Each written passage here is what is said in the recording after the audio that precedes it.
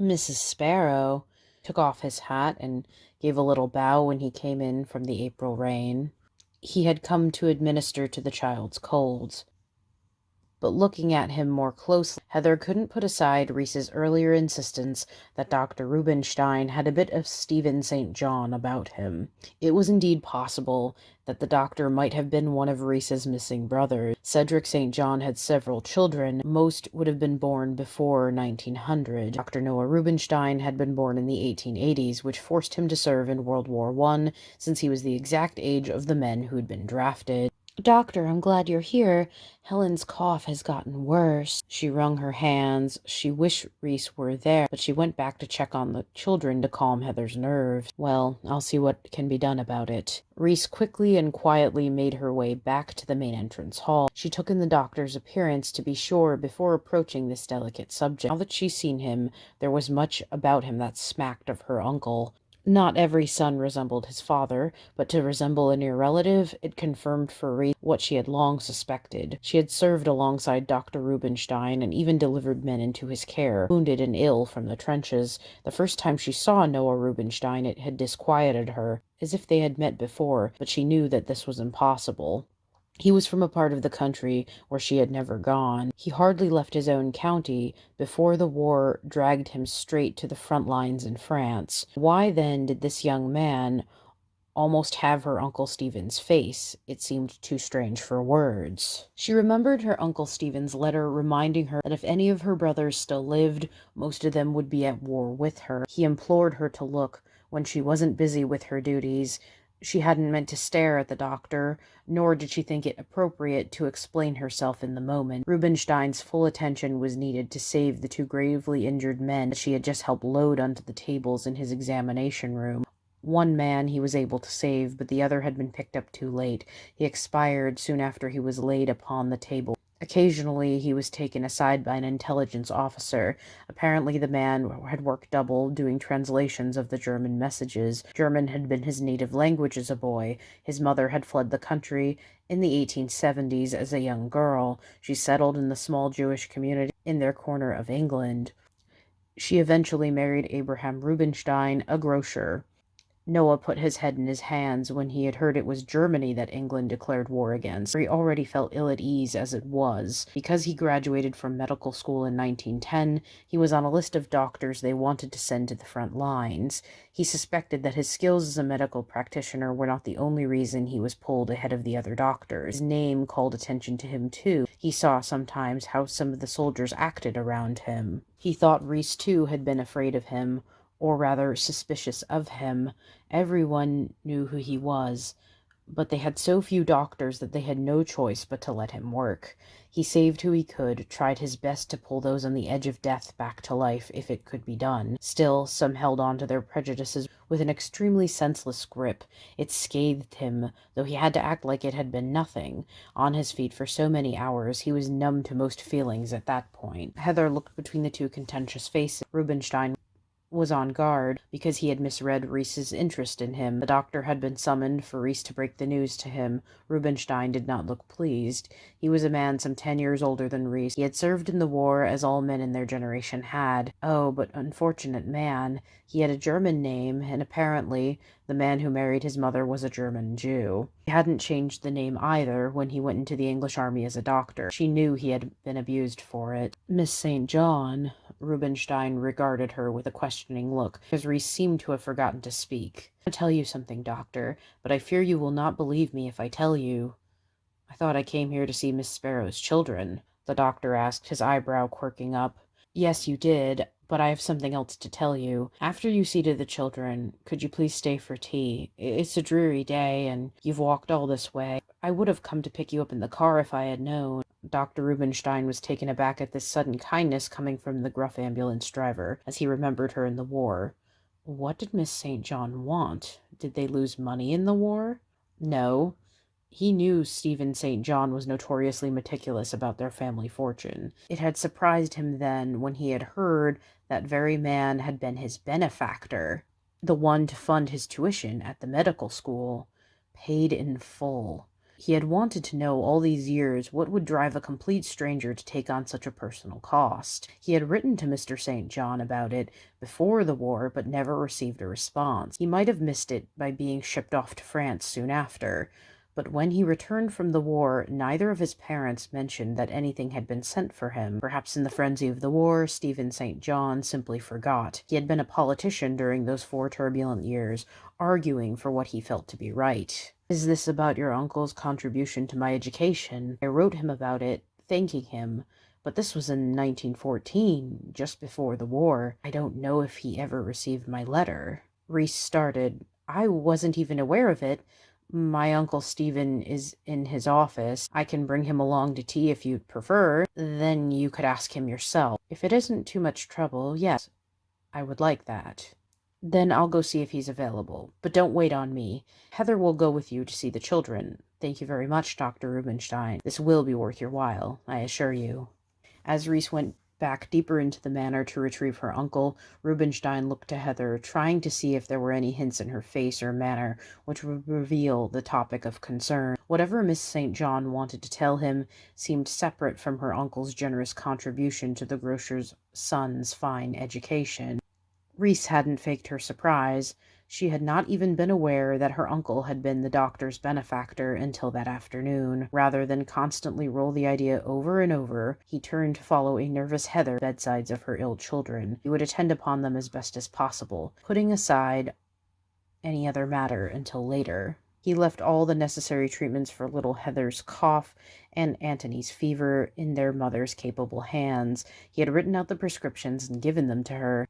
She had been a nurse at the army hospital where he worked, he realized. He remembered that she had fainted at the news of her husband's death. Ah, yes, and it was Reese St. John who caught her. So that explained why Mrs. Sparrow was now here with Reese St. John. They were lovers, he was fairly certain. The soldiers had joked about the ambulance drivers trying to steal their girlfriends. He had thought the jokes tasteless, but supposed that in this world rearranged by the war, anything was possible. Reese St. John sat at her uncle's side. Dr. Rubinstein had never seen the parliamentary representative in person before, only read of him occasionally while he was on the front, when the newspapers made it to the trenches. He and Stephen St. John made the same gesture of surprise. He saw an older, paler version of himself sitting beside Miss St. John. It was almost uncanny. His nose sloped the same, his dark brown hair parted the same way over his narrow forehead. He too wore glasses, having worn his eyes out with countless hours of study in his youth. "Mr. Stephen St. John?" "Yes, Dr. Rubinstein," the elder man responded, the 2 women looking between them uncertainly. Reese reached for Heather's hand and took it. The doctor almost didn't notice it because he was so focused on the man seated at the head of the table. The seat to his right was unoccupied. Reese sat to his left and Heather on her other side. Rubinstein felt 2 pairs of brown eyes and 1 pair of gray eyes staring at him, waiting for his move. "What is the meaning of all this?" the doctor asked, feeling ill at ease. "Please come sit by me and let me explain everything," Stephen St. John said gently. The doctor took that empty seat by the former politician, but he still didn't trust what was going on. "I had a brother named Cedric. He died several years ago." He pulled out a photograph and slid it over to the doctor so he could look. A younger blond man with a mustache and an arrogant air about him was there at a younger Stephen's side. The photograph was likely taken in the 1880s, judging by its quality and Stephen's own age. "What is the significance of this, Mr. St. John?" "That man there is your father, Dr. Rubinstein, which means I'm your uncle." Reese St. John seemed to be watching her uncle intently. Dr. Rubinstein's eyes leapt from Stephen to Reese.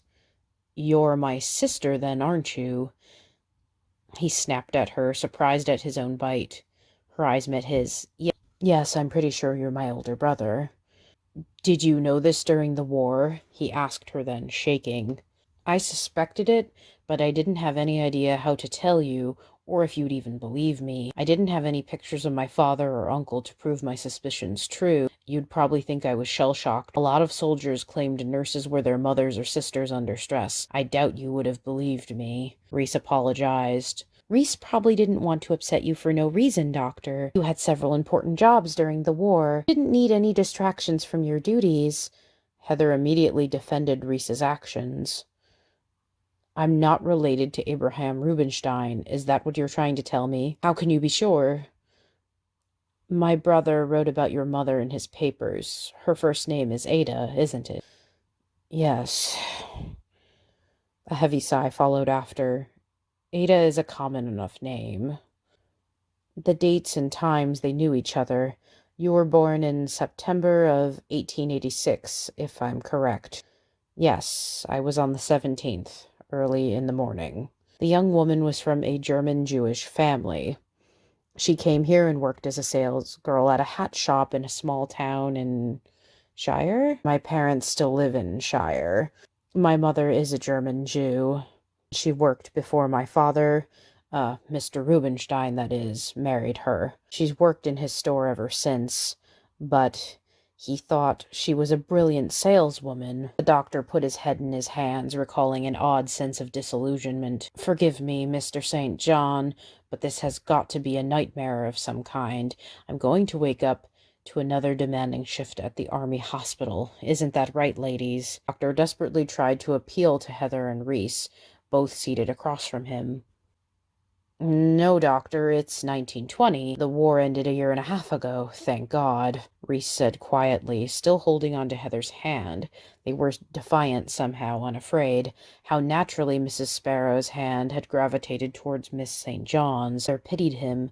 He looked into her calm eyes. She felt pain at his confusion and refusal to accept his relationship to the kind St. John's. She felt nothing but love and gratitude towards Reese and her uncle. But the doctor seemed quite horrified to learn that his life had a different origin story than he had been led to believe. I'm not going to change my name. You can't claim me now. It's several decades too late, Mr. St. John. I wouldn't dare impose any stipulation upon you, Dr. Rubinstein, Stephen said calmly. You're welcome to, however, call upon us as you wish, as you are now considered family. That's why I paid for your schooling. I knew you were Cedric's son, but I felt to intrude upon your family life any further would have been a mistake at the time, because you were doing so well on your own. It had been out of guilt or family obligation. It was clear to the doctor that the only one who cared about Cedric's children was this odd brother of his. Why, he must have deemed Reese in need of rescue, because she had been living with him for several years already. What his half-sister's life had been like, Dr. Rubinstein could not imagine. She was well off with their uncle. He had no wish to claim anything from this man. He was angry, hurt even, but it was a misplaced anger. The person he wanted to yell at had been dead for several years already. If you were my Uncle Stephen, then I would like to forfeit any and all claims on any money or property that Cedric St. John would have left me. I'm a doctor. I make enough money to live on. You already paid for my education. I want the rest of your money to go to the care of Cedric's other children. My, how responsible of you, Stephen beamed.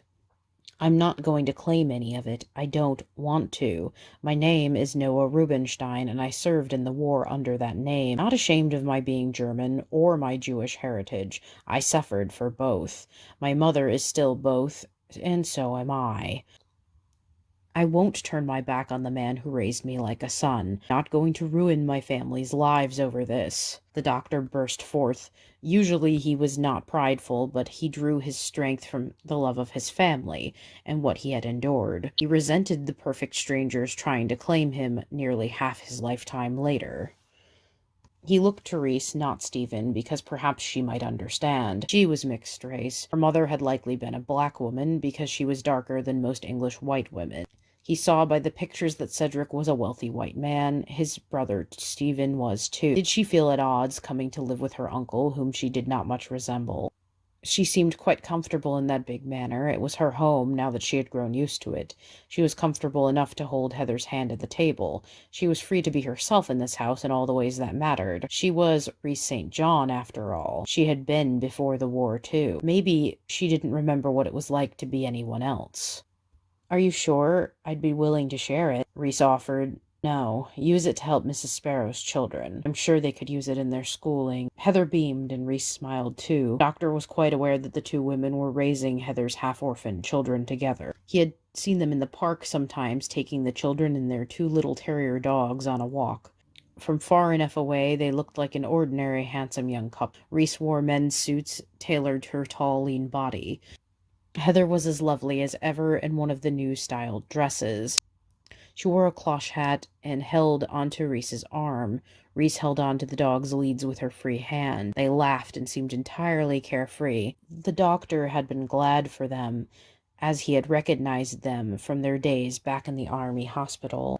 "Thank you, Dr. Rubinstein. As Uncle Stephen said, you'll be welcome here as long as we all live," Reese assured him. "Your family, after all."